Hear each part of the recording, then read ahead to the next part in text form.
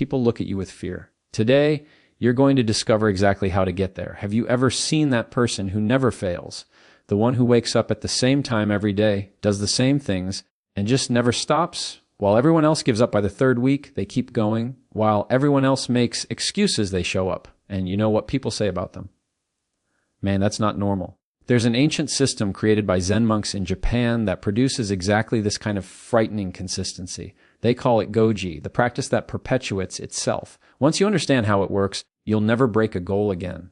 But there's a catch. This system isn't for everyone. It requires you to kill a part of yourself you never knew existed. But before I show you how it works, subscribe to the channel, like the video below, and comment on the habit you most want to create in your life. This helps me a lot, and it shows me that you're genuinely serious about changing. Let's go. This story begins with a programmer named Raphael, smart, successful, everything going for him, but he had a problem. He couldn't stick to any habit for more than 2 weeks. Gym, he'd stop after 2 months. Meditation, 1 week, and that was it. Reading, he'd buy a book, read 3 pages, then forget it in the drawer. The pattern was always the same. Monday, total motivation. Wednesday, first mental negotiation. Friday, complete surrender. Sunday, promises about the next week.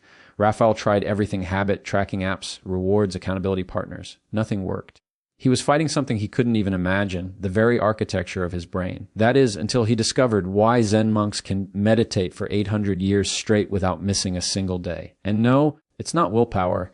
It's something much deeper, much more frightening. In Zen temples, there's a rule that seems simple but changes everything. GOG. It literally means continuous practice without gaps. Since 1200 AD, every day at 3:30 a.m., a bell rings at Ai Temple. Every single day, the monks wake up, not 3:25 a.m., not 3:35 a.m., exactly 3:30 a.m. You want to know what never happens in that temple. No monk lies in bed thinking, today I'm going to skip.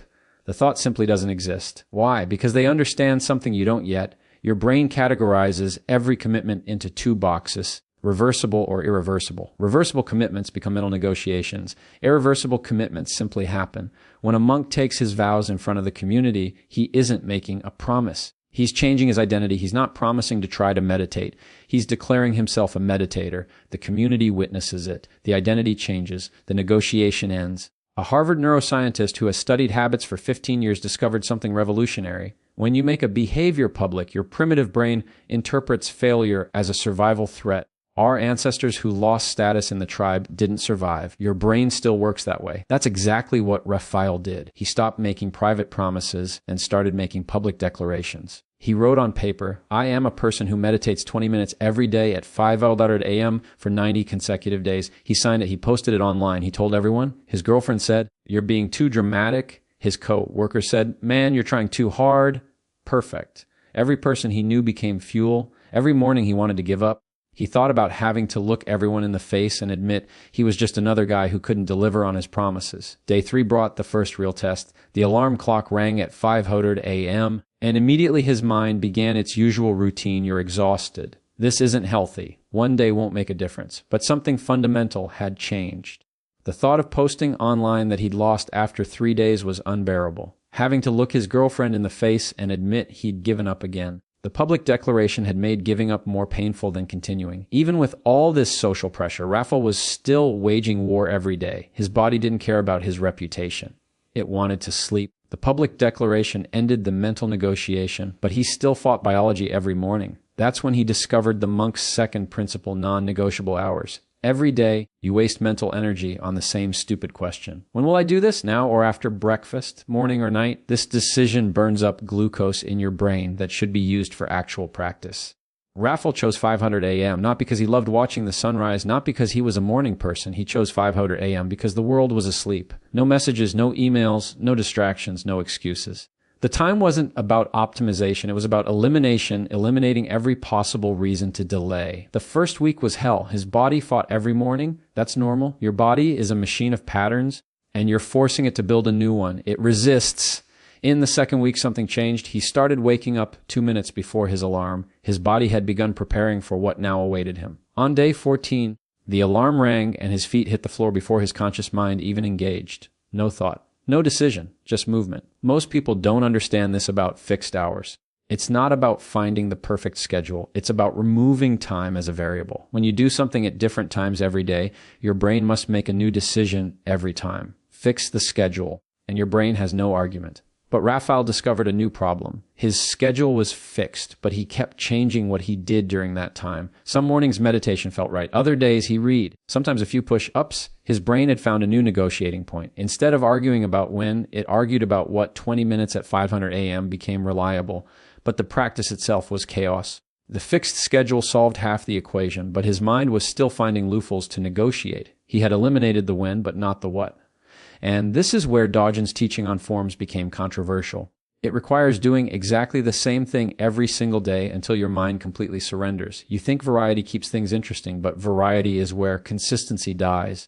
Every change forces your brain to make micro decisions. Push-ups or burpees today. Which book? How long to meditate? Every small decision is a crack where old patterns seep back in. Raphael locked everything down. 20 push-ups, 10 minutes of meditation, 10 minutes of reading. Same order, same timer, same thing. 90 days of identical practice. Friends called him robotic. His girlfriend said he was getting annoying. They didn't understand annoying was the point. Third week, his mind went to war. Every morning it screamed for variety. This is stupid. You're not a robot. Mix it up or burn out. Fourth week, something broke. Not his discipline, but his resilience. The voice of negotiation grew quieter. By week 6, he was halfway through his push-ups before he even realized it. The practice was taking care of itself. This is what most people don't understand about consistency. It's not about willpower lasting forever. It's about repetition until willpower is no longer needed. Your body learns the sequence like a dancer learns choreography. An MIT researcher explains, repeat an action in the same context for roughly 66 days, and the basal ganglia of the brain take over.